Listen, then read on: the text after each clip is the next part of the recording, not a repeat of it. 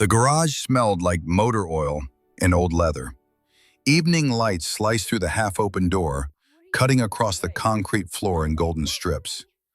Maya Kane stood barefoot on the cold surface, hands raised, elbows bent, just like her mother had shown her 100 times before.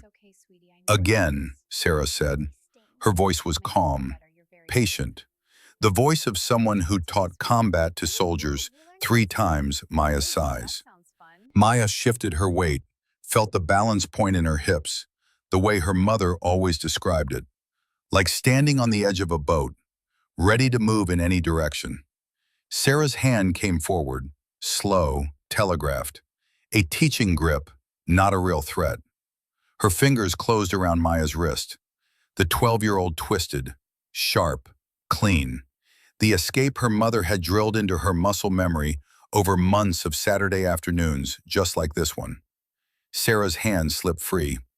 Better, Sarah said, and there was pride in that single word.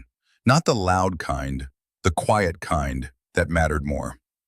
Maya lowered her hands, breathing a little harder than she wanted to admit. Mom, why do I need to learn this? I'm not going to fight anyone. Sarah stepped back, rolled her shoulders. She was 38, lean and compact, with the kind of presence that made people step aside in grocery store aisles without knowing why. Her dark hair was pulled back in a tight bun. No makeup, no jewelry except for the dog tags tucked under her shirt, and a simple watch on her left wrist. She looked at her daughter for a long moment. Then she held up her right hand, turned it over.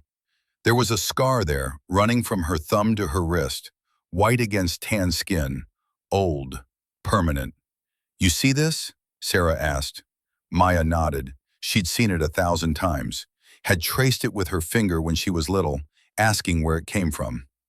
Training accident, Sarah said. I was 24. Thought I knew everything. Got cocky. Knife draw went wrong. She flexed her fingers, showing how the scar pulled at the skin. Reminds me every single day to stay prepared, to never assume I'm safe just because I know how to fight. She lowered her hand. You learn this, Sarah continued, because knowing you can means you'll never have to prove it. Confidence isn't about winning fights, Maya. It's about walking into rooms and knowing nobody can make you small. Maya looked down at her own hands. Smaller than her mother's. Softer. No scars yet. What if I freeze? What if I forget everything? Then you survive however you can, Sarah said simply. There's no shame in freezing. Your body does what it thinks it needs to.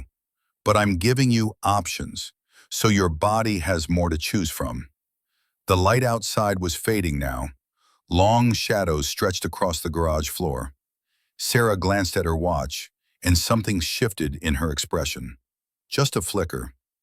There and gone. I'm leaving Monday, she said. Maya's stomach dropped. She'd known it was coming. Her mother always left.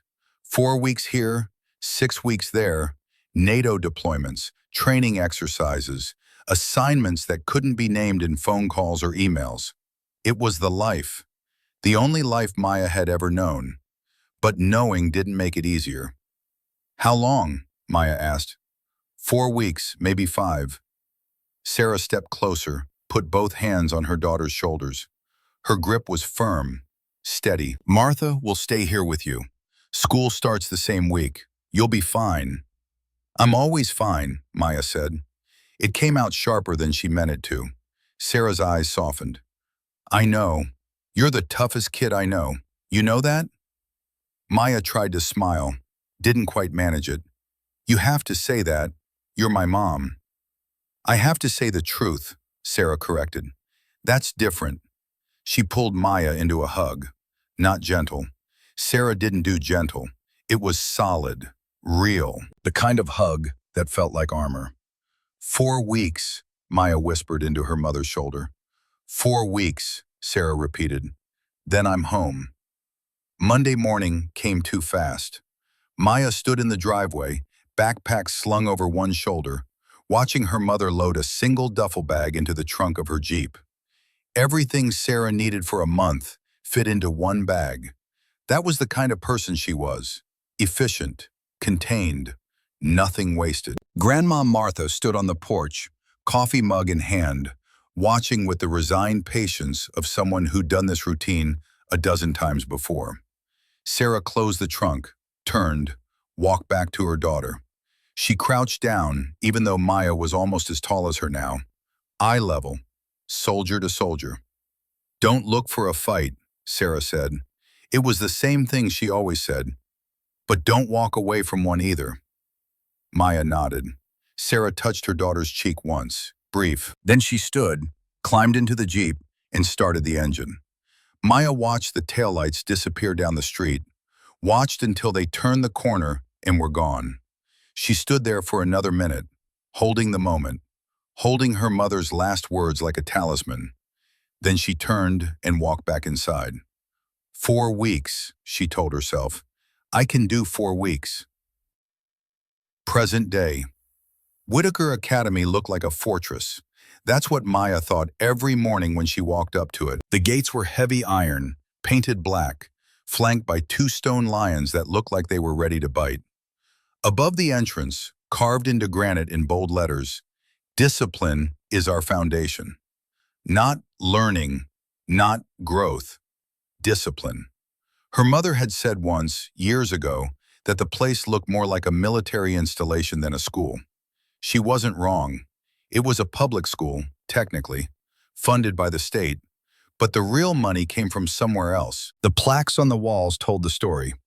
Marine Corps donors, Navy family endowments, Army retiree scholarships. The building might belong to the state, but the culture inside belonged to the uniformed elite who bankrolled it. Maya pushed through the front doors. Inside, the hallways were immaculate, polished floors, straight lines of lockers, no graffiti, no trash. Students walked with their backs straight, shoulders square. They didn't slouch, didn't drag their feet. It wasn't mandated, exactly, just expected. Most of the kids here were military dependents, sons and daughters of officers, NCOs, contractors. Some had parents stationed overseas. Some had parents in black ops postings they weren't allowed to talk about. And all of them carried themselves like rank was inherited through blood. Maya walked to her locker, spun the combination, pulled it open. No books inside. She frowned. She'd left her math textbook and history binder here yesterday. Right here, top shelf. She checked the bottom. Nothing. She stood up, looked around. A few students passed by. Nobody looked at her. Nobody looked away either. Just neutral. Blank. She closed the locker, thought about reporting it, decided against it. It was the first day of a new semester. Things got moved during maintenance. Probably just a mix-up. She'd find them later. First period, English with Mr. Patterson. Maya slipped into her seat near the back.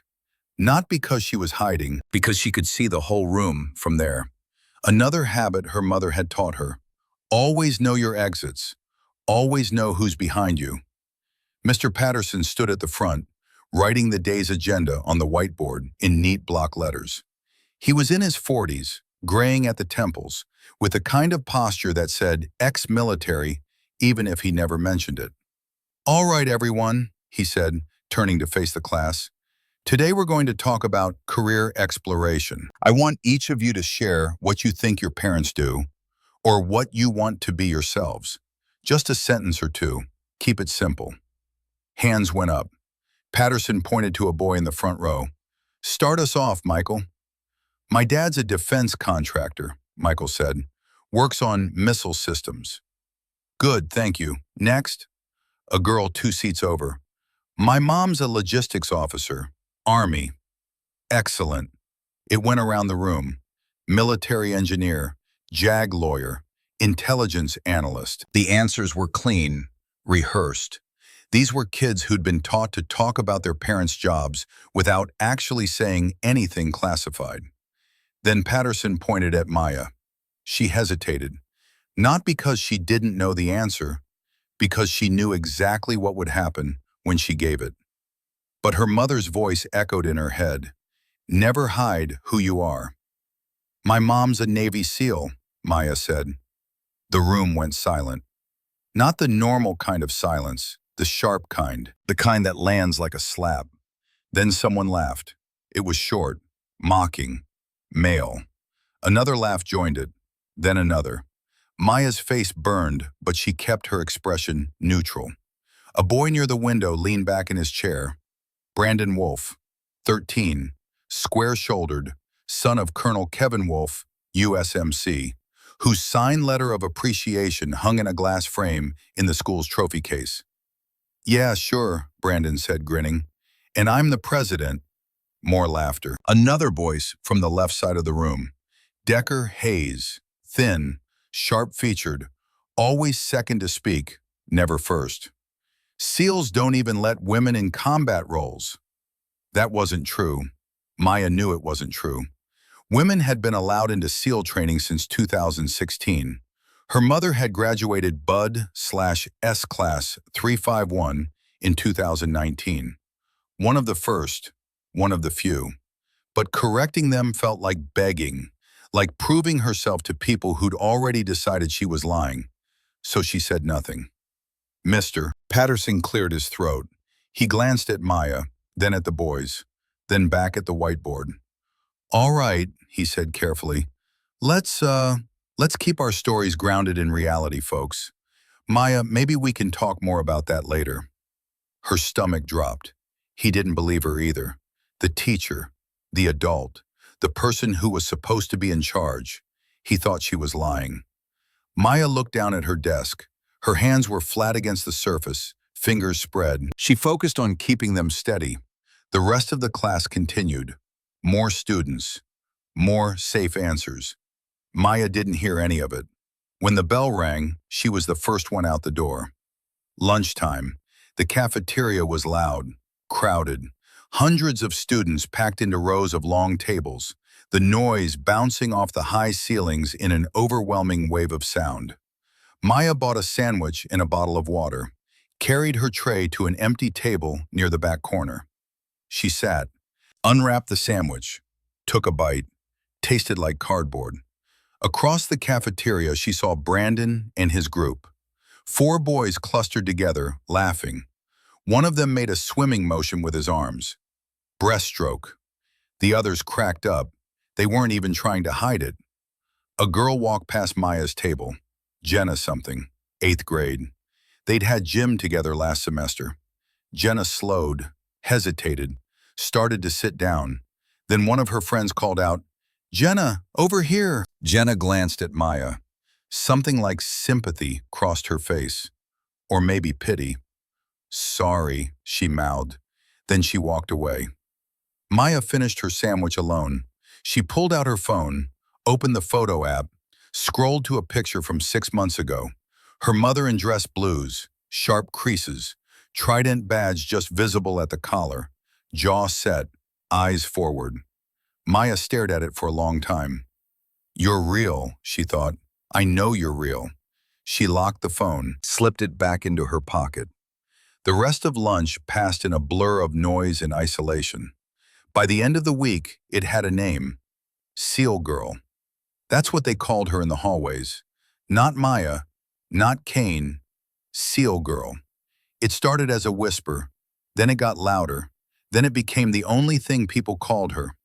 She'd walk to her next class, and someone would make a saluting gesture, stiff, mocking.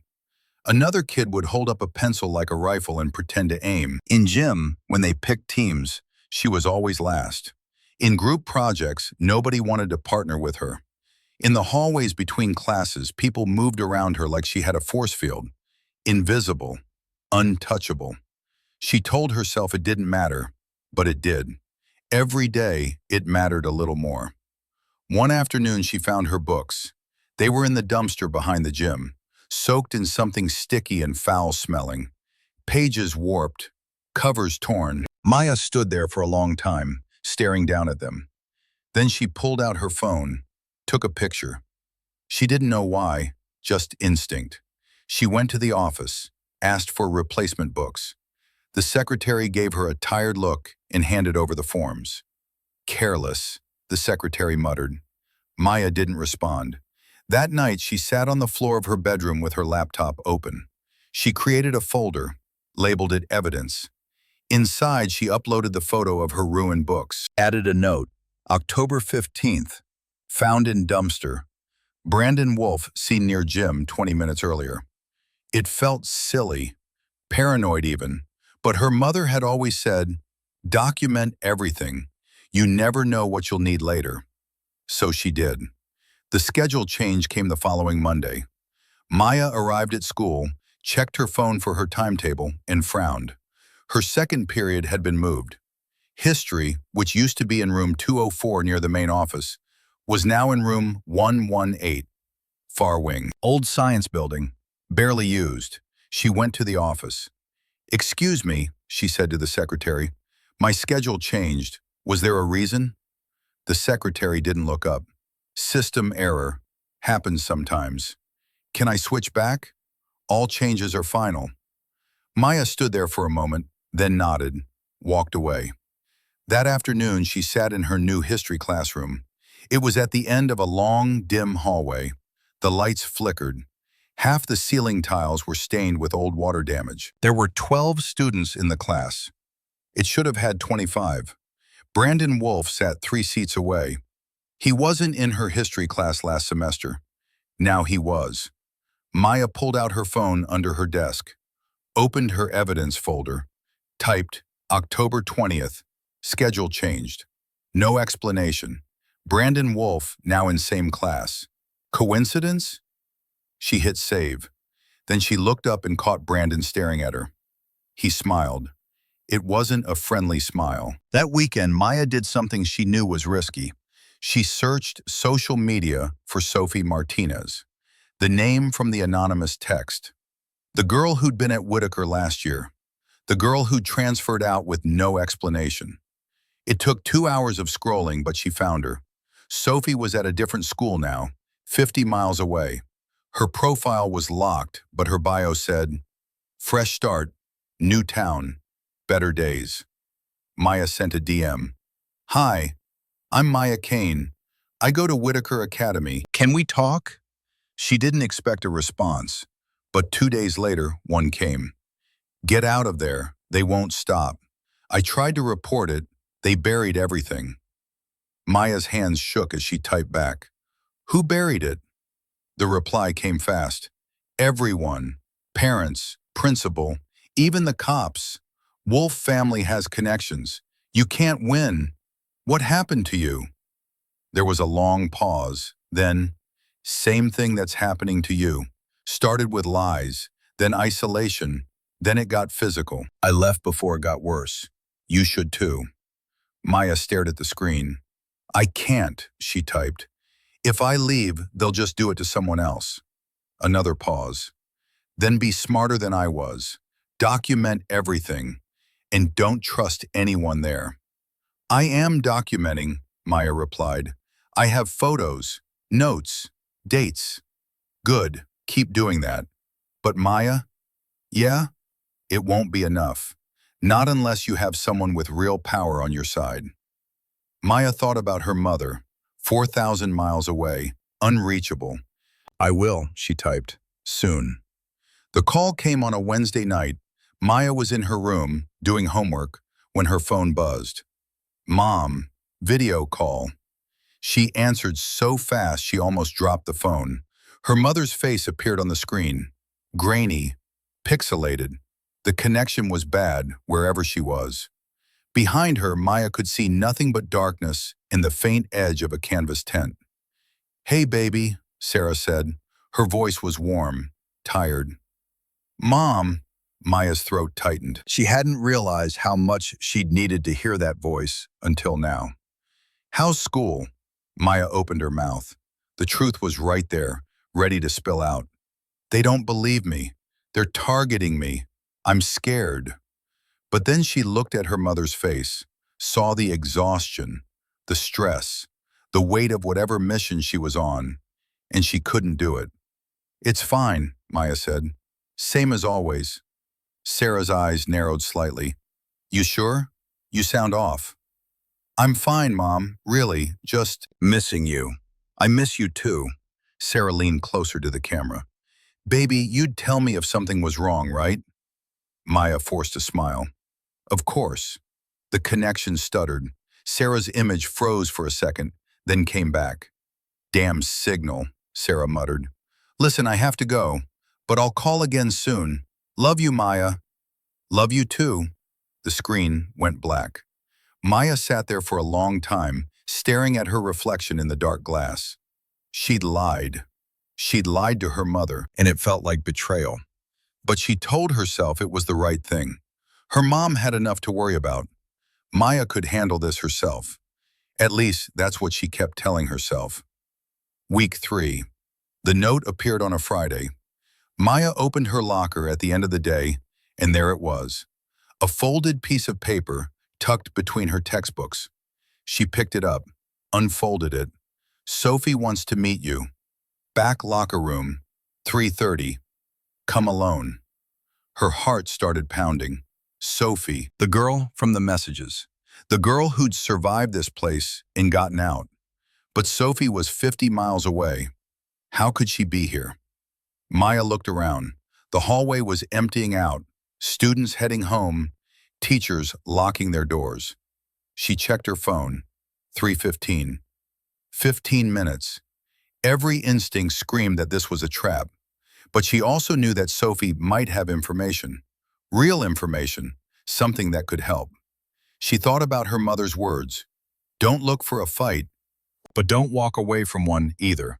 This wasn't looking for a fight. This was walking into one. But sometimes that was the same thing. Maya pulled out her phone, opened the voice recording app, hit record, slipped the phone into her jacket pocket, microphone facing out. Then she walked toward the auxiliary gym. The back locker room was in the old part of the building, past the main gym, down a narrow hallway that smelled like mildew and old sweat. It was supposed to be closed for maintenance, had been for weeks. The door was propped open. Maya stood in front of it for a moment. Her hands were shaking. She curled them into fists, forced them steady. Then she stepped inside. The lights were off. Flickering fluorescence overhead cast everything in sickly yellow-green. The air was stale, cold, and standing in the middle of the room, backlit by the dying light, were 3 figures. Brandon Wolfe, Decker Hayes, Marcus Reed. No Sophie. Of course there was no Sophie. Looking for someone? Brandon asked.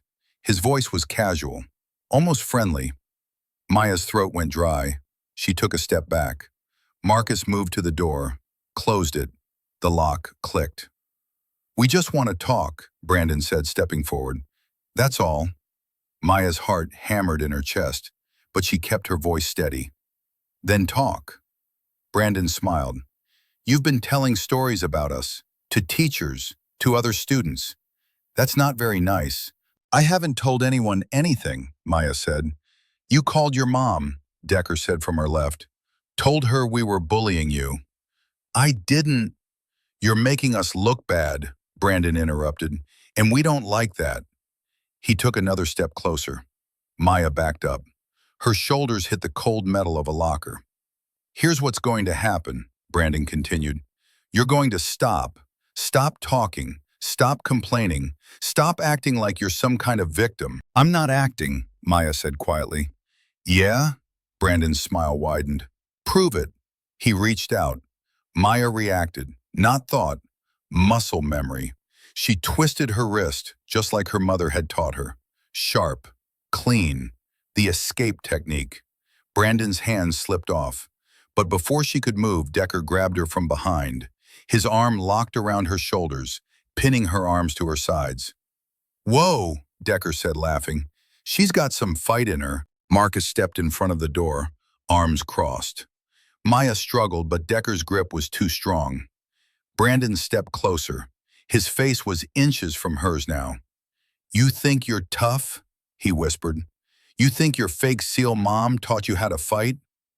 She's real, Maya said. Her voice shook, but the words were clear. Sure she is.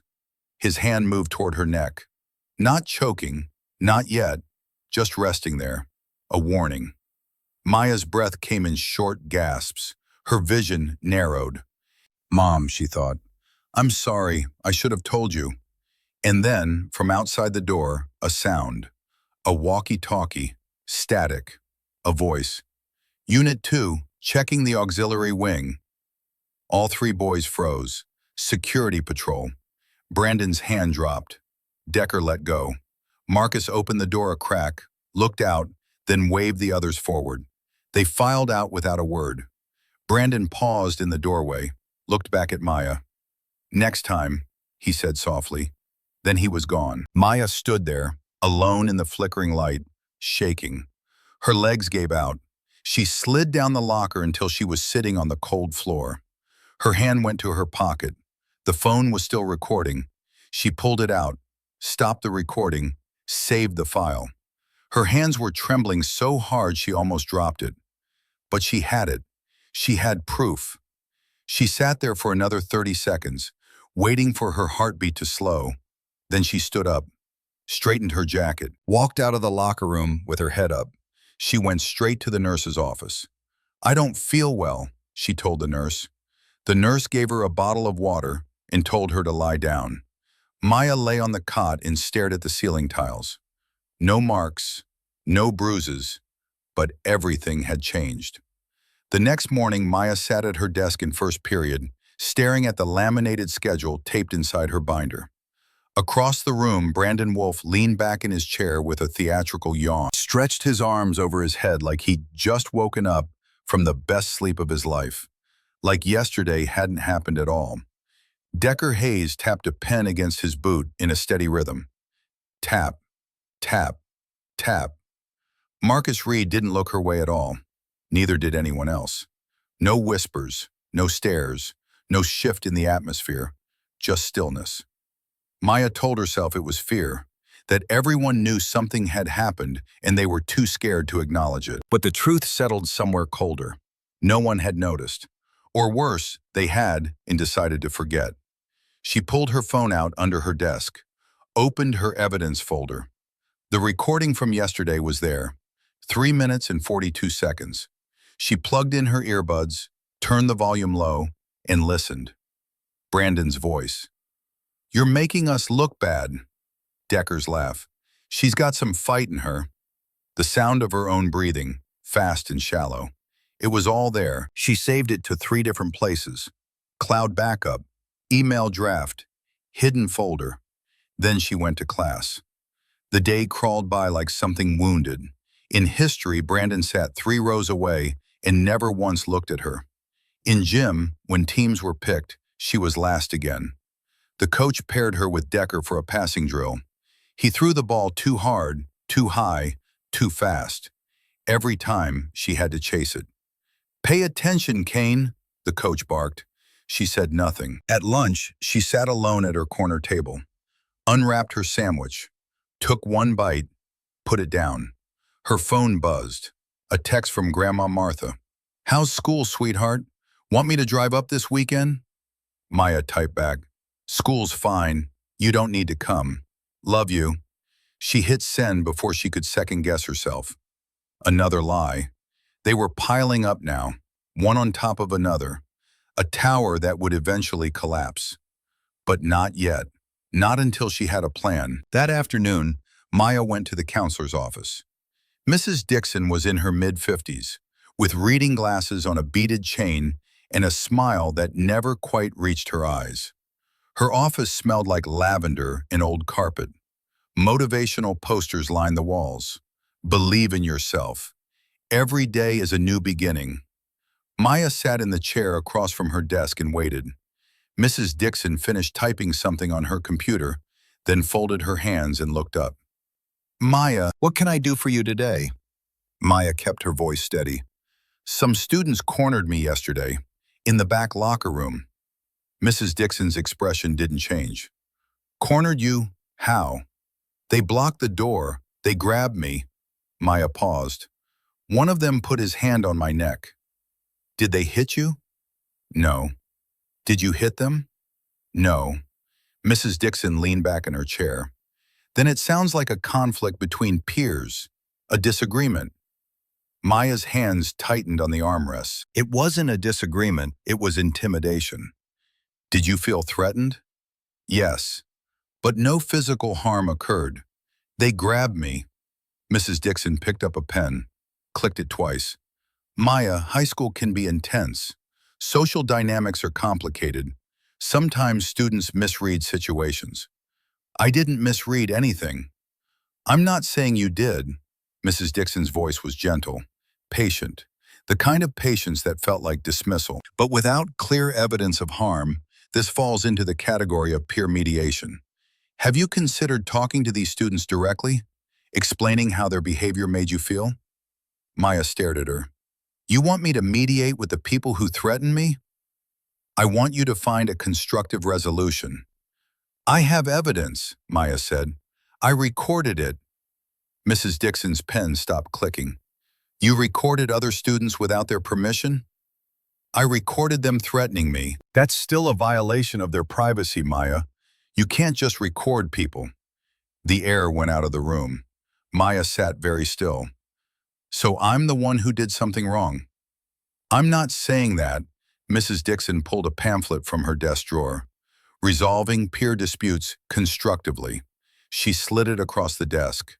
I'm saying there are better ways to handle conflict. If something serious happens, we're always here, but you don't want to sound paranoid. Maya looked at the pamphlet, didn't pick it up. Thank you for your time, she said quietly. She stood, walked out, closed the door behind her. In the hallway, she leaned against the wall and closed her eyes. Her phone was in her pocket. The recording was still there, but it didn't matter. They didn't care about evidence. They cared about avoiding problems, and she was the problem. That night, Maya called her mother. She sat on the floor of her bedroom with her back against the bed, phone pressed to her ear, listening to the ringtone. Once, twice, 3 times, then voicemail. You've reached Lieutenant Sarah Kane, currently deployed. I'll respond when able. Beep. Maya opened her mouth, closed it, opened it again. Mom, she said finally, her voice cracked on the word. Something happened. I'm okay, I need advice. Call me when you can. She hung up, stared at the phone for a long time. Then she called Grandma Martha. Martha answered on the second ring. Maya? Honey, what's wrong?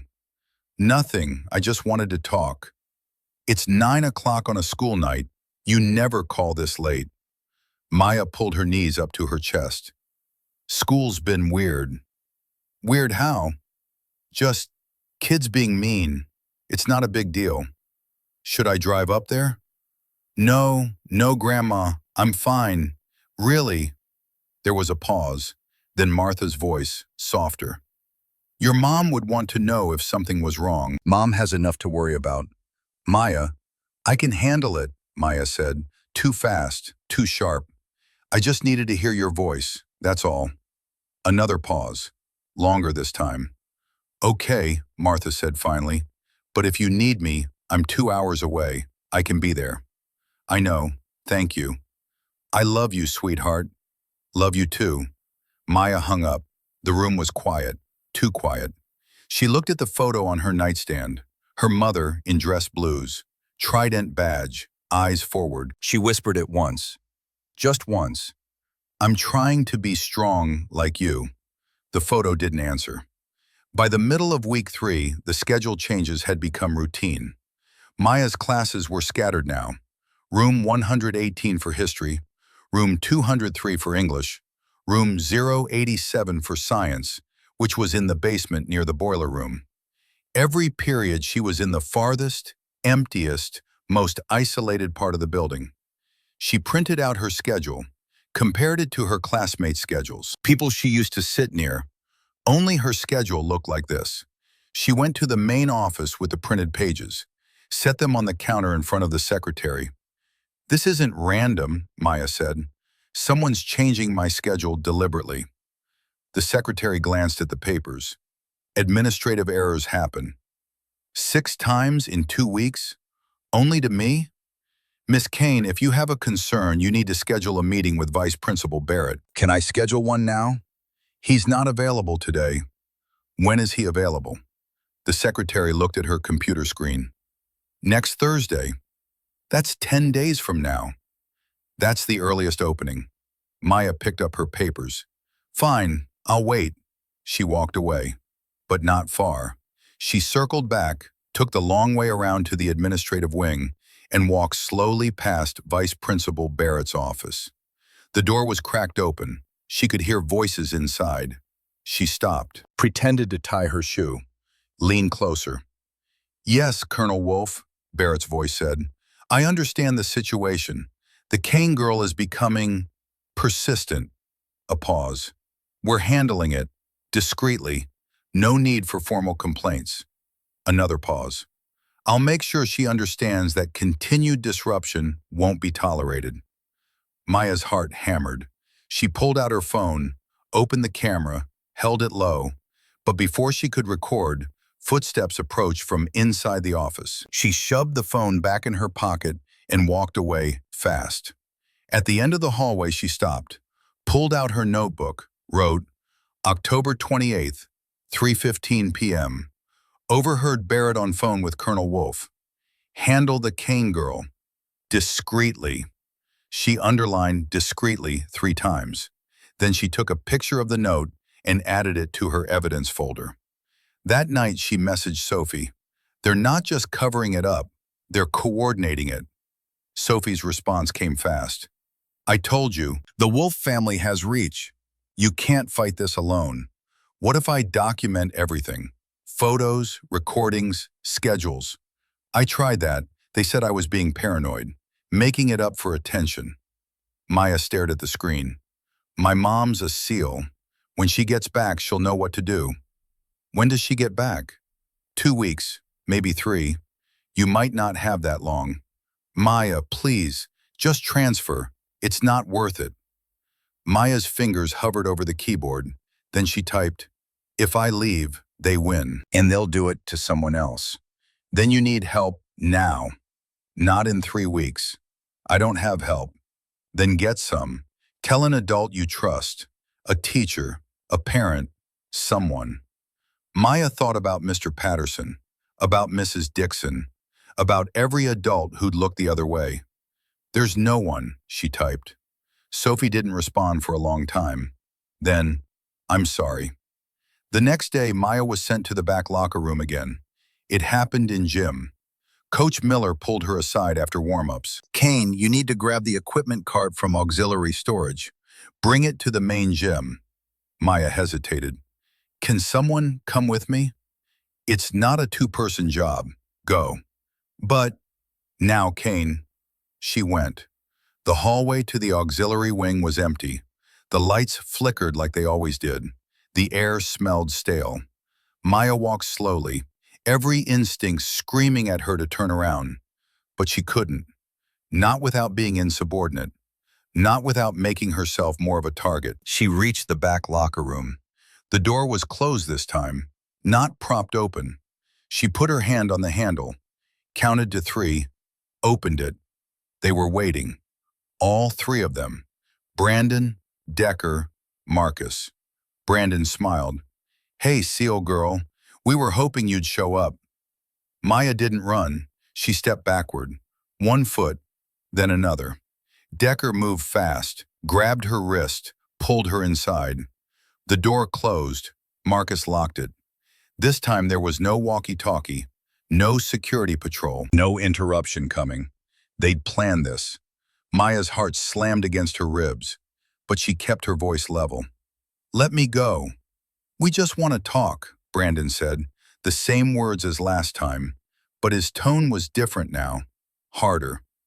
You didn't listen before, so now we're making sure you understand. Understand what? That you need to shut up. Decker twisted her arm behind her back.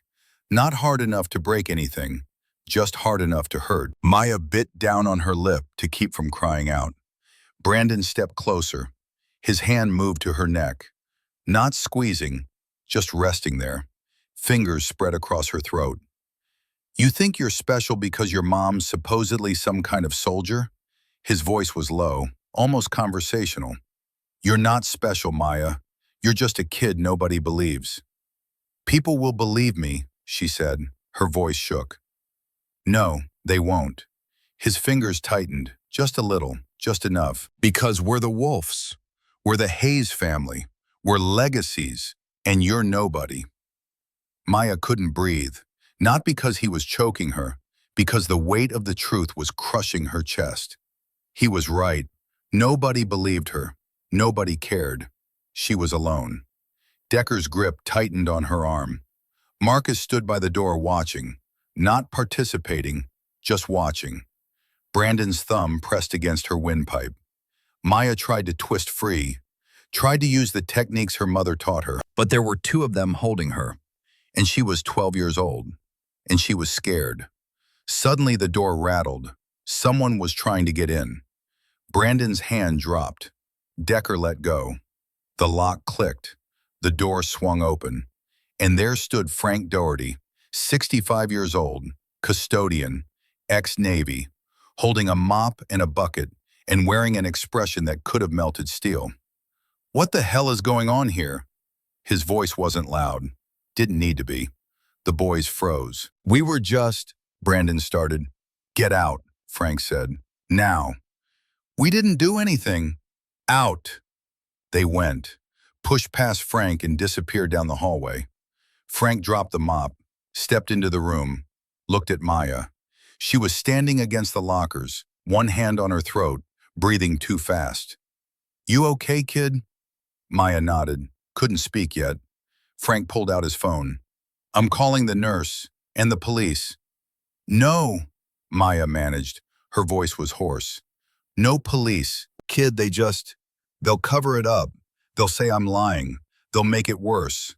She was shaking now. "Please, just take a picture." Frank looked at her for a long moment. Then he raised his phone and took a photo.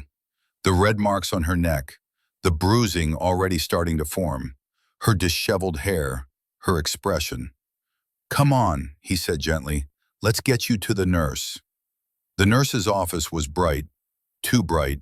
Fluorescent lights hummed overhead. Maya sat on the examination table while the nurse, Mrs. Palmer, checked her neck, took her pulse, asked questions in a calm, professional voice. "Does this hurt?" "A little." "Can you swallow normally?" "Yes." "Any dizziness? Nausea?" "No." Mrs. Palmer took photos, official ones, logged them in her computer, filled out an incident report form. "I need to notify administration," she said. Maya's stomach dropped. "Do you have to?"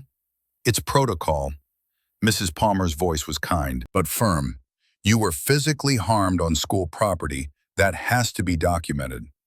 An hour later, Maya was sitting in Vice Principal Barrett's office. Barrett sat across from her, hands folded on his desk, expression neutral.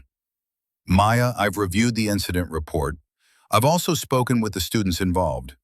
Maya said nothing. "They claim it was roughhousing, horseplay that got out of hand." "That's not true." "They say you've been antagonizing them, making accusations, creating a hostile environment." "I haven't." "Maya," Barrett leaned forward, "I understand this semester has been difficult for you, but we need to think about how we move forward constructively." He slid a piece of paper across the desk. "Peer Conflict Resolution Agreement. If you sign this, we can put this behind us. No suspensions, no formal complaints, everyone moves on." Maya looked at the form. Her hands were shaking. "What happens to them?" she asked. 2 days suspension, off the record, time to cool down. And then they come back. "Yes. And I'm supposed to just forget this happened. I'm asking you to move forward." Maya's jaw tightened. "No." Barrett blinked. "Excuse me?" "No, I won't sign it." She looked up, met his eyes. "This is assault. I want the police involved." Barrett's expression hardened. "Maya, that's a serious accusation. A police investigation means publicity, scrutiny. It could affect your academic record, your college applications. I don't care. It could also affect your mother's career. Military families value discretion." Maya went very still. "Your mother is deployed, correct? Serving her country?" Barrett's voice was soft now, almost sympathetic. Do you really want to create a scandal that might reach her command? That might reflect poorly on her family situation? The room felt like it was closing in. Maya's throat was tight. Then call my mother. Let her decide. We've tried. She's unreachable. You're a minor. We're acting in loco parentis, in your best interest. My best interest, Maya repeated. Her voice was hollow. Sign the form, Maya. Let us handle this internally. She looked at the paper, at the blank line for her signature. Then she stood up. No, she said again, and walked out. Barrett called after her. Maya, this is your last chance to... She didn't hear the rest. She walked down the hallway, through the front doors, out into the parking lot, pulled out her phone, dialed her mother's number, straight to voicemail. She hung up. Tried again. Voicemail. Again. Voicemail. Maya sank down onto the curb, put her head in her hands, and for the first time since this all started, she cried. Not loud, not dramatic, just silent tears running down her face, her shoulders shaking, her breath coming in jagged gasps. She was 12 years old, and she was fighting a battle she couldn't win. After a while, she stopped crying, wiped her face with her sleeve, pulled herself together. Then she opened her phone, composed an email to her mother's military address. Mom, I need you. Please come home. I don't know what else to do. She hit send. The email sat in her outbox for a moment, then sent. She stared at it. Then she opened her evidence folder, looked at everything she'd collected, photos, recordings, notes, schedules, witness testimony from Sophie. It was all there, everything. But it wasn't enough, because evidence doesn't matter when no one wants to see it. Maya stood up, brushed off her jeans, walked back toward the building. She had 2 more periods left today, then tomorrow, then the day after. She'd survive them, somehow. The darkest hour came 3 days later. Maya was in her basement science classroom when the intercom crackled. Maya Kane, please report to the main office. Every head in the room turned to look at her. She gathered her books, walked out. The hallways were empty. Her footsteps echoed. When she reached the office, the secretary pointed to a small conference room. In there, Maya opened the door. Vice Principal Barrett was inside. So was Principal Jameson Clark, a man she'd never seen before. Sit down, Maya, Clark said. She sat. This is Officer Davidson from the School Resource Unit, Clark explained. We've asked him to consult on the situation. Maya's heart leaped. Police, finally. Officer Davidson leaned forward. Maya, I've reviewed the reports, the photos, the recordings you made. Okay. And I've spoken with the students involved. Maya waited. Here's what I see, Davidson said.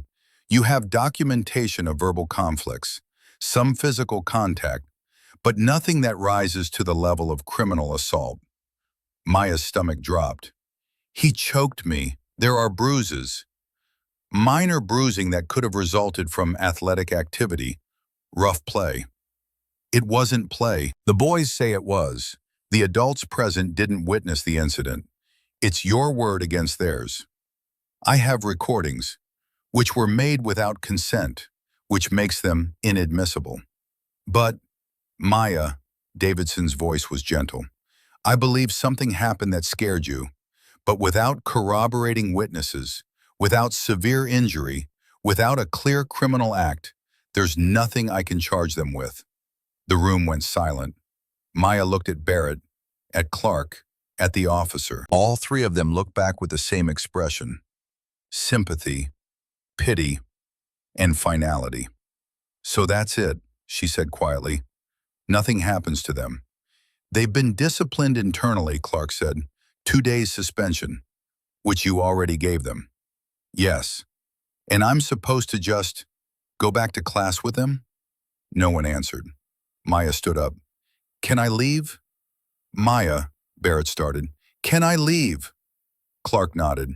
Yes, you can go. She walked out, down the hallway, past the lockers, past the classrooms, Past everything. She didn't go back to science. She went to the bathroom, locked herself in a stall, sat on the closed toilet lid and pulled out her phone, opened her evidence folder one more time. Everything was still there. All of it, and none of it mattered. She leaned her head back against the cold tile wall, and she thought about Sophie, about running, about transferring schools and starting over and pretending none of this ever happened. It would be easier, it would be safer, but it would mean they won. Maya closed her eyes. No, she thought, not yet, not until she'd tried everything. She opened her eyes, pulled up her mother's contact, typed a new message. Mom, if you get this, I need you to know something. I tried to handle it myself. I tried to be strong like you, but I can't do this alone anymore. Please, please come home. She hit send. Then she stood up, washed her face in the sink, looked at herself in the mirror, red eyes, pale face, bruises still faint on her neck. She looked like a ghost, but she was still standing. 4,000 miles away in a classified location somewhere in Eastern Europe, Lieutenant Sarah Kane sat in a canvas tent reviewing mission reports. Her phone buzzed on the table beside her. She glanced at it. One new email, priority flagged, from Maya.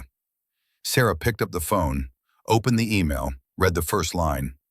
Mom, I need you. She read it again. Then she stood up so fast her chair tipped over. Her commanding officer looked up from his desk. Kane, something wrong? Sarah's face was stone. Sir, I need to request immediate, compassionate leave. What's the nature of the emergency? Sarah held up her phone. My daughter. Sir, I need to go home. Now. The CO looked at her for a long moment, then he nodded. Granted. I'll have transport arranged within the hour. Sarah was already packing her gear. 36 hours later, she was on American soil, and she was coming. The nurse's office at Whitaker Academy was small and sterile. White walls, gray linoleum floor, a cot in the corner with a thin blue blanket folded at the foot. The clock on the wall ticked steadily, each second stretching into eternity. Maya sat on the examination table, knees pulled up to her chest, arms wrapped around her shins. She'd been here for an hour, maybe two. Time had lost meaning. The bruises on her neck were darker now, purple and yellow, finger-shaped, undeniable. Mrs. Palmer, the nurse, kept glancing at her with an expression Maya couldn't quite read. Concern, maybe? Or guilt? The door opened. Maya didn't look up. She assumed it was Mrs. Palmer coming back with more ice or another incident form to fill out. But the footsteps were different, heavier, more deliberate. Maya, that voice. Maya's head snapped up. Her mother stood in the doorway, not in uniform, civilian clothes, dark jeans, gray jacket, hair pulled back in a tight ponytail, a duffel bag over one shoulder. But everything about her posture, her stance, her presence, screamed military. She didn't rush forward, didn't make a scene. She just looked at her daughter, and Maya saw it. That moment when her mother's eyes landed on the bruises, when her jaw tightened, when something cold and dangerous flickered across her face and was buried just as quickly. Sarah crossed the room in 3 strides, knelt down in front of the examination table, eye level with Maya. She didn't touch the bruises, didn't ask questions, not yet. She just said very quietly, I'm here now. Maya's throat closed up. She tried to speak, couldn't. Tried again. Mom, her voice broke. Sarah reached up, placed one hand gently on her daughter's shoulder. The touch was solid, real, anchor in a storm. You're safe, Sarah said. Do you understand me? You're safe now. Maya nodded, then shook her head, then nodded again. The tears came, not loud sobbing, just silent streams running down her face, her whole body trembling with the release of 3 weeks of terror and isolation and trying to be strong enough to handle it alone. Sarah pulled her daughter into her arms. Not gently. Sarah didn't do gentle. It was a grip that said, "I've got you, and nothing is getting through me." Maya buried her face in her mother's shoulder and finally let herself fall apart. They stayed like that for a long time. When Maya could breathe again, when the tears had slowed, Sarah pulled back, held her daughter's face in both hands. "I need you to tell me everything," Sarah said. "From the beginning, every detail. Can you do that?" Maya nodded. "Okay, but not here." Sarah stood, looked at Mrs. Palmer, who'd been standing awkwardly by the door. "We're leaving." "I'm not sure that's—" Mrs. Palmer started. "I'm her mother. I'm a federally recognized guardian with full custody, and I'm taking my daughter home." Sarah's voice wasn't loud. Didn't need to be. "Are you going to stop me?" Mrs. Palmer swallowed. "No, ma'am." "Good." Sarah picked up Maya's backpack with one hand, kept the other on her daughter's shoulder, guided her out of the nurse's office, through the hallway, past the administrative wing. A few students watched them go. Teachers stepped aside. No one said anything. Sarah's Jeep was parked in the visitor lot. She opened the passenger door. Maya climbed in. They sat there for a moment, engine running, heat starting to fill the cab. Sarah didn't pull out of the parking lot. Not yet. She turned to face her daughter. "Now, tell me." And Maya did. She told her everything. The career day incident, the mockery, the schedule changes, the isolation. Sophie Martinez, the first attack in the locker room, the recording, the counselor's dismissal, the second attack, the bruises, Vice Principal Barrett's pressure to sign the resolution form, the police officer who said there wasn't enough evidence, the system that protected the Wolf family because they had money and rank and connections. Sarah didn't interrupt, didn't ask clarifying questions, just listened with the focused intensity of someone conducting a tactical briefing. When Maya finished, her voice was hoarse, raw. Sarah was very still. Then she pulled out her phone. "Show me your evidence folder." Maya unlocked her phone with shaking hands, opened the folder, handed it over. Sarah scrolled through it. Photos, recordings, written notes with timestamps, schedule comparisons, screenshots of messages with Sophie. She listened to the recording from the first attack. Her face remained completely neutral, but her knuckles went white around the phone. When she finished, she handed it back. "You did everything right." Maya blinked. "What?" "You documented. You reported. You tried every proper channel. You fought smart." Sarah's voice was steady, controlled. "That took courage, real courage." "It didn't matter," Maya whispered. "Nobody listened." "They're about to." Sarah put the Jeep in gear and drove out of the parking lot. But she didn't turn toward home. She turned back toward the school. Maya's stomach clenched. "Mom, what are you—" "We're not running," Sarah said. "We're not hiding. We're going back in there, and we're making them accountable. They won't listen. I tried." "You tried alone." Sarah glanced at her. "You're not alone anymore." They sat in the Jeep for 10 minutes in the parking lot. Sarah made 3 phone calls. The first was to her commanding officer. Maya heard only her mother's side. Clipped, professional. "Sir, I need to extend my compassionate leave. Family emergency. My daughter was assaulted." "Yes, sir. Thank you, sir." The second call was to a lawyer.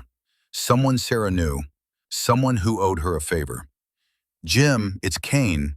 I need legal consultation. Minor assault, institutional cover-up." "Yes, I'll send you the documentation. How fast can you review it?" 45 minutes. "Good, stand by." The third call was to the school. "This is Lieutenant Sarah Kane. I need to speak with Principal Clark immediately." "I'll wait." A pause. "Principal Clark, my name is Lieutenant Sarah Kane, United States Navy. I'm calling regarding my daughter, Maya Kane, who was assaulted on your campus 3 days ago." "Yes, I'm aware you've been trying to reach me. I'm here now, and I need a meeting with you, Vice Principal Barrett, and the parents of the students involved. Today." "I understand you have a schedule. I don't care. This is happening today, or I'm filing a police report and contacting the district superintendent within the hour. Thank you. 4 p.m. I'll be there. She hung up, looked at Maya. We have 3 hours. Let's go home, get you cleaned up, and prepare. Prepare for what? War. At home, Sarah made Maya eat. Scrambled eggs and toast.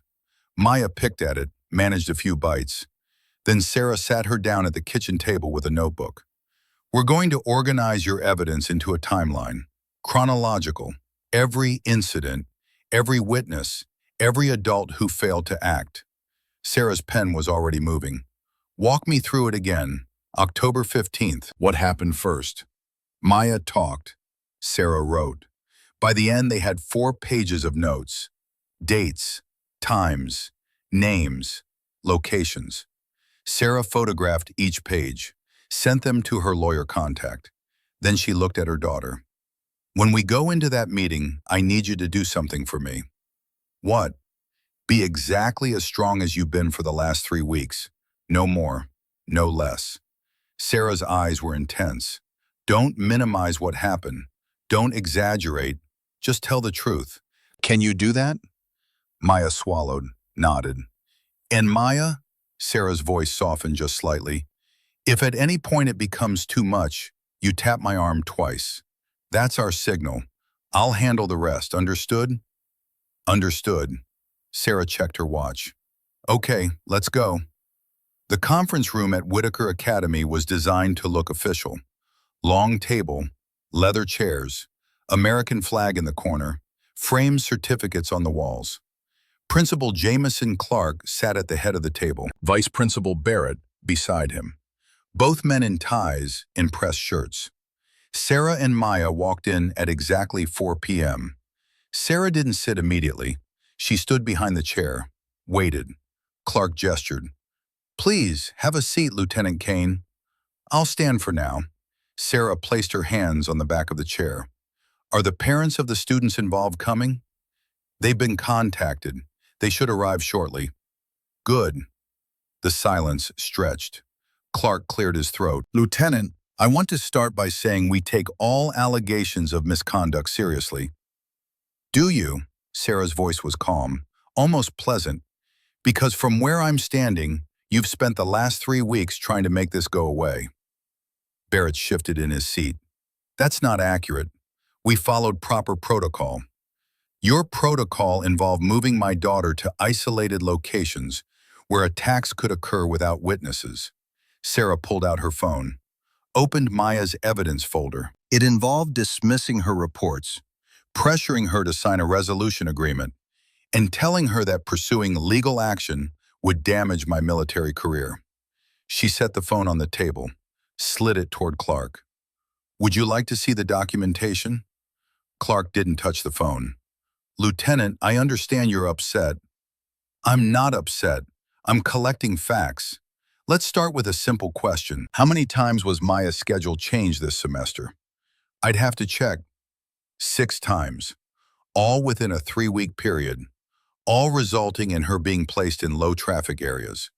By comparison, how many other students had their schedules changed? Clark and Barrett exchanged a glance. I'll wait, Sarah said. The door opened. Colonel Kevin Wolfe walked in, followed by his wife Karen, then 2 other sets of parents. They were dressed like they were going to a board meeting. Pressed clothes, confident postures, the look of people who expected deference. Kevin Wolfe was in his mid-40s, square-jawed, barrel-chested, the kind of man who'd spent his career being the most important person in every room. He saw Sarah and extended his hand. Lieutenant Kane, Kevin Wolfe, I think we can resolve this situation. Sarah didn't take his hand. Colonel, please sit. Kevin's smile faltered. His hand dropped. Everyone sat. Sarah remained standing. Maya beside her. Thank you all for coming, Sarah began. I'll keep this brief. 3 weeks ago, my daughter was targeted by your sons because she told her class that I'm a Navy SEAL. Since then, she's been systematically harassed, isolated, and physically assaulted. Twice. Karen Wolfe leaned forward. Now wait just a minute. I'm not finished. Sarah's voice didn't rise, didn't need to. The school's response has been to protect the students responsible and pressure my daughter into silence. So we're here to correct that. Our boys said it was mutual roughhousing, Kevin said. Kids being kids. Maya's voice was small but clear. It wasn't. All eyes turned to her. Sarah placed a hand on her daughter's shoulder. Maya, show them. Maya stood, pulled down the collar of her shirt slightly. The bruises were visible, unmistakable. The room went quiet. Karen Wolf's face paled. Those could be from anything. From what? Sarah asked. Be specific. Sports. Gym class. She doesn't play contact sports, and the bruises are finger-shaped. 4 on one side of her neck, 1 on the other, consistent with a choking grip. Sarah pulled out her phone again. I have photos, timestamps, a recording from the first incident, and testimony from another student who transferred last year after similar treatment. She set her phone on the table. This time she pressed play on the recording. Brandon's voice filled the room. You think you're special because your mom's supposedly some kind of soldier? You're not special, Maya. You're just a kid nobody believes. The sound of struggling. Maya's frightened breathing. Because we're the wolves. We're legacies. And you're nobody. Sarah stopped the recording. The silence was deafening. Kevin Wolf's face was red. Where did you get that? My daughter recorded it because she knew no one would believe her otherwise. And she was right. You can't record people without consent. In Virginia, only one party needs to consent to recording. My daughter was that party. The recording is legal. Barrett spoke up. Lieutenant, this is escalating unnecessarily. We can handle this internally. You had your chance to handle it internally. You chose to protect the perpetrators. Sarah's eyes locked on Clark. So now we're involving external authorities. Clark's expression tightened. What are you proposing? I'm not proposing anything. I'm telling you what's going to happen. Sarah pulled a document from her jacket pocket, unfolded it, placed it on the table. This is a formal police report. I filed it 2 hours ago. There's an active investigation now. Kevin Wolf stood up. You can't do this to our boys. I can, and I did. Sarah didn't blink. Your sons committed assault. The evidence is documented. The police have it. So does my lawyer. And if this school continues to obstruct justice, I'll file complaints with the district superintendent, the State Board of Education, and the Office of Civil Rights. Karen Wolf stood now too. Her face was flushed, angry. Who do you think you are? You come in here making accusations. I'm a federal operator with top secret clearance in 14 years of service. I know exactly who I am. Sarah's voice was ice. The question is, do you know what you're defending? Karen took a step forward. You're just an absentee mother trying to cover for her daughter's lies. Maya flinched. Sarah moved. Not fast, not aggressive, just one step to the side, placing herself between Karen and her daughter. Be very careful what you say next, Sarah said quietly. Karen raised her hand, pointed at Sarah. You think you can come in here and threaten us? She pushed at Sarah's shoulder. Not a punch, not a shove, just contact. Aggressive contact. Everything stopped. Sarah didn't move, didn't react. She just looked at Karen's hand on her shoulder. Then she looked at Principal Clark. Everyone saw that, correct? Clark nodded slowly. Yes. Karen pulled her hand back. I barely touched. You made physical contact with a federal employee in a hostile manner. Sarah's voice was clinical. In front of witnesses, including school administration and law enforcement liaison. Officer Davidson, who'd been standing quietly by the door, shifted uncomfortably. Kevin stepped forward. Now hold on. Sarah held up one hand. Colonel Wolf, I'm going to give you some advice. Control your wife. Sit down and listen. Kevin's face went purple. You can't talk to me like I just did. Maya watched, stunned, as this man, this decorated Marine officer, This person everyone at Whitaker Academy treated like royalty, deflated. He sat down. Karen remained standing. I'm not going to be lectured by... She reached out again. This time, Sarah moved. It wasn't a fight. It wasn't violence. It was pure technique. Sarah caught Karen's wrist mid-motion, redirected, gentle pressure, applied physics. Karen found herself off balance. Her knee buckled. Sarah guided her backward into a chair. Controlled, precise. No pain, no injury. Just absolute, undeniable control. Karen sat there, stunned. Sarah straightened, brushed off her hands. Don't touch me again, she said simply. The room was dead silent. Then Maya did something she hadn't planned. She stepped forward. Mrs. Wolfe, Maya said. Her voice shook, but she kept going. Your son put his hands on my neck and told me I was nobody. He did it because he knew he could. Because people like you and Principal Clark and Vice Principal Barrett would protect him. She looked at Clark, at Barrett. I documented everything. I reported it. I followed every rule. And you ignored me. Because I'm just a kid. Because my mom was deployed. Because it was easier to make me the problem. Her voice was getting stronger now. But I'm not the problem. Your sons are. And the system that protected them is. She reached into her pocket, pulled out a small folder, set it on the table. This is a printed copy of everything I collected. Photos, audio, schedules, written testimony, dates and times. It's all here. And if you don't do something about it, I'll make sure everyone sees it. Sarah looked at her daughter with unmistakable pride. Clark picked up the folder, opened it. His face went pale. This is extensive. It's evidence, Sarah corrected, and it's a pattern. This isn't about one incident. It's about systematic harassment enabled by negligent administration. She pulled out another document, set it beside the folder. This is a summary of the Sophie Martinez case from last year. Similar circumstances, similar cover-up. She transferred schools rather than fight. But I spoke with her family this morning. They're willing to testify. Barrett's face was ashen. You contacted former students? I contacted victims of your failed policies, yes.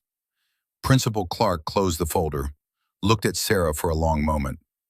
What do you want? He asked finally. Justice, Sarah said. Real justice. Not a 2-day suspension that disappears from their records. Not a mediation session. Actual consequences. Such as permanent expulsion for the students involved, a formal apology to my daughter, independent review of your disciplinary policies, and the resignation of anyone who knew about this and did nothing. Barrett stood up. That's absurd. Sit down, Howard, Clark said quietly. Barrett sat. Clark folded his hands. Lieutenant Kane, those are significant demands. They're appropriate consequences for significant failures. I'll need to consult with the school board. You have 24 hours. After that, I file with the district.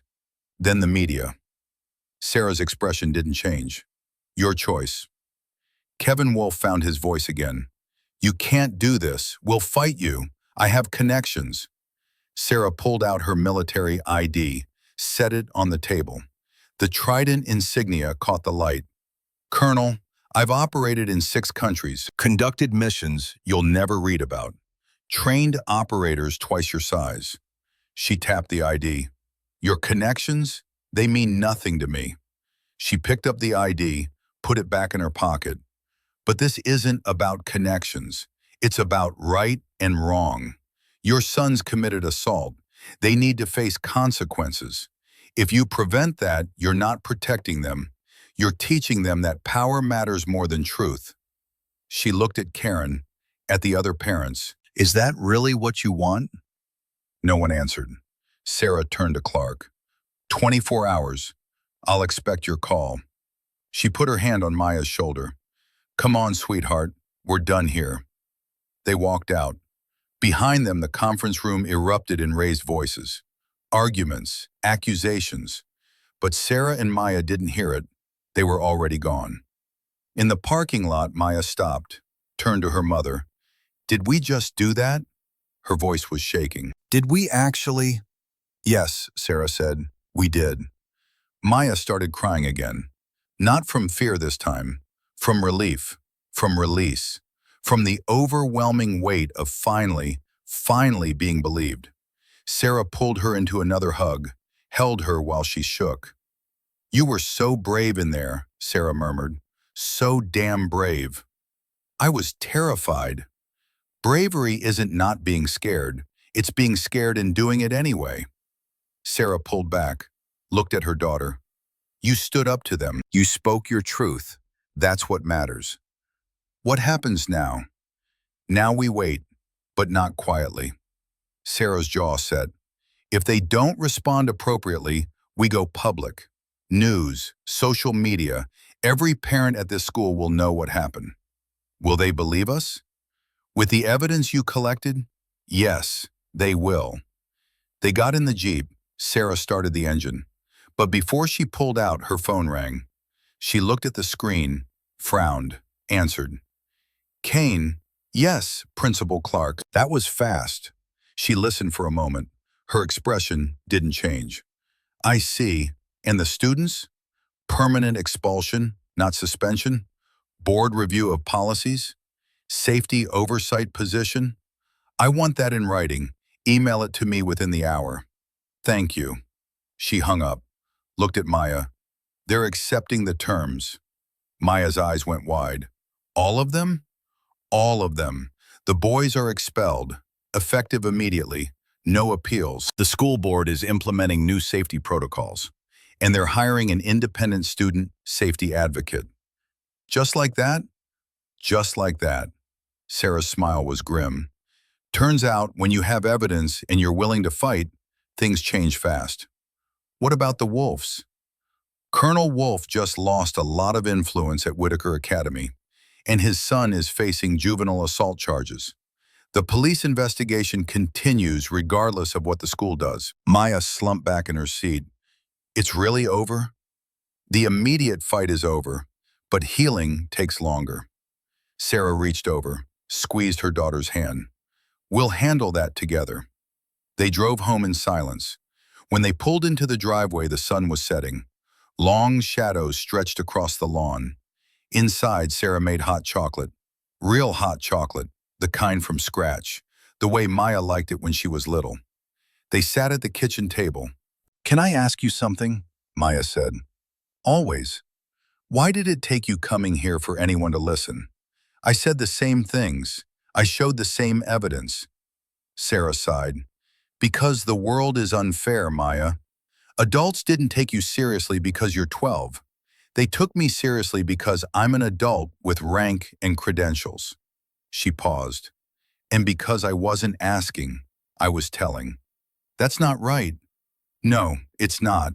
But that's how you change it. You fight, you document, you refuse to be silent. You did everything right. The system failed you, not the other way around." Maya stirred her hot chocolate. "Sophie said no one would believe me." "Sophie was scared. I don't blame her for leaving. Sometimes leaving is the brave choice too." Sarah met her daughter's eyes. "But you chose to stay, to fight. That's brave in a different way." "I'm not going back there," Maya said quietly. "I know they said I could stay, but I can't. Not after everything." "I know. We'll find a new school. Better school. Closer to home." Sarah reached across the table. "You're not running away, Maya. You're making a strategic decision to put yourself in a better environment. There's a difference." Maya nodded slowly. They sat in comfortable silence for a while. Then Maya asked, "Mom, can you teach me more self-defense?" Sarah looked up. "Of course. But Maya, those techniques aren't a guarantee. You were outnumbered. You were smaller. Sometimes—" "I know, but I froze. When they grabbed me, I froze. And I don't want to freeze again." Sarah studied her daughter's face. "Okay, but we do it right, not just fighting. Situational awareness. Verbal de-escalation. When to run, when to fight, all of it. Deal. And one more thing, Sarah's voice was serious. You'll never have to face something like this alone again. You understand? If something feels wrong, you tell me immediately. Day or night, deployment or not.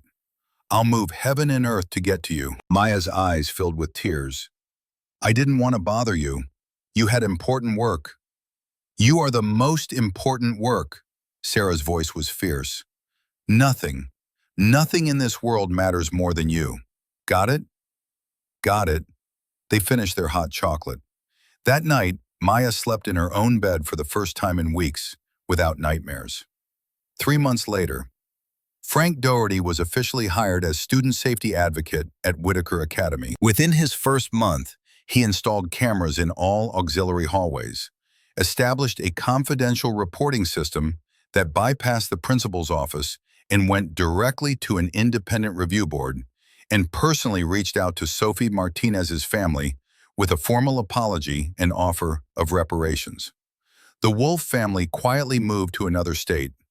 Brandon was enrolled in a military boarding school 2,000 miles away. Decker Hayes and Marcus Reed were expelled from Whitaker and transferred to different schools. Their families withdrew their donations.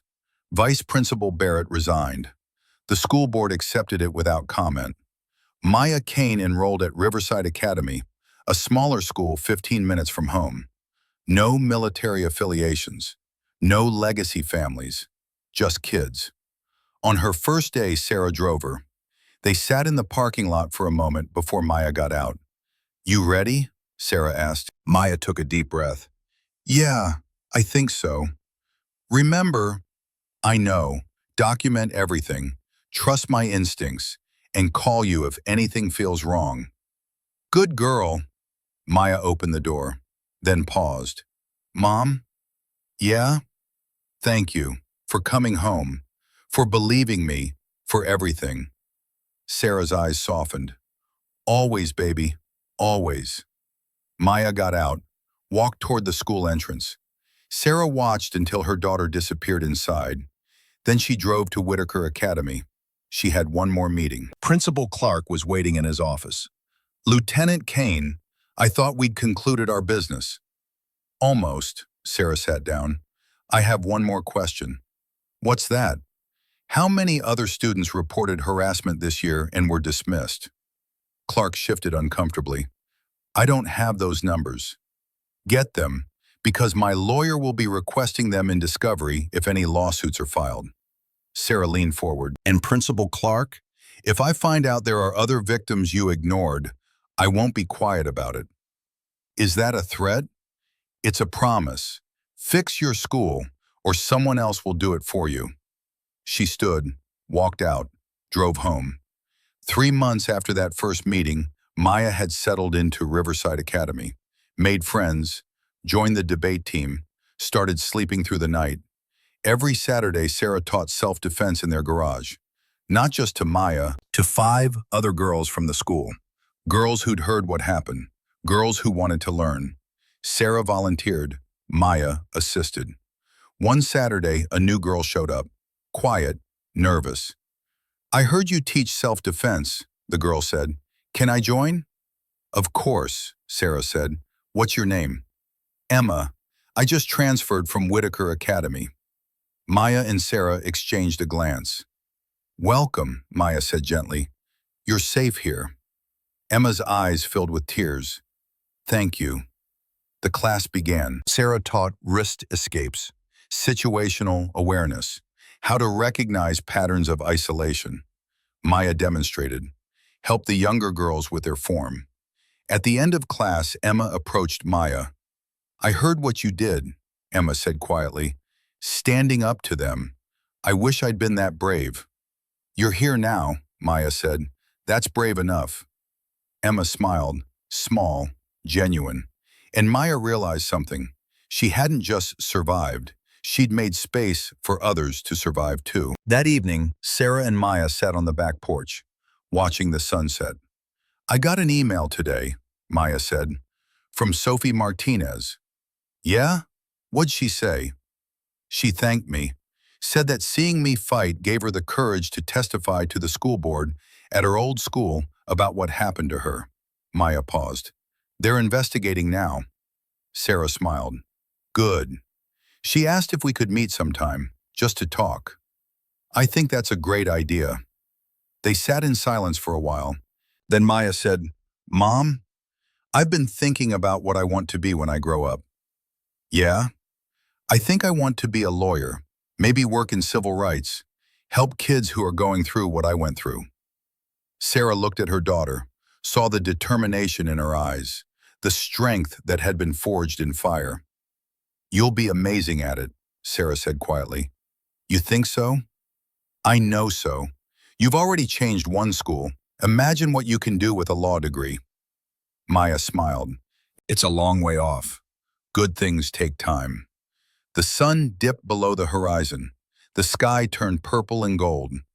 Mom, Maya said softly. Yeah, baby. I'm glad you came home. Sarah pulled her daughter close. Me too. They sat there as the stars came out. Two survivors, two fighters, mother and daughter, together. And the future stretched ahead of them, full of possibility. Because Maya Kane had learned something in those dark weeks at Whitaker Academy. She'd learned that systems can fail, that adults can be complicit, that power protects itself. But she'd also learned something else, that documentation matters, that courage is contagious, that standing up, even when you're terrified, even when you're alone, can change everything. Not just for yourself, for everyone who comes after. Years later, Maya would look back on this time and see it clearly. Not as trauma, though it was that too, but as transformation. The moment she stopped being a victim and became a survivor. The moment she stopped waiting for someone to save her and became her own hero. The moment she realized that the strongest thing you can do is tell the truth and refuse to be silenced. And it all started with 5 words her mother taught her. Don't look for a fight, but don't walk away from one either. Maya never looked for fights, but she never walked away again. And that made all the difference. The end. But also the beginning.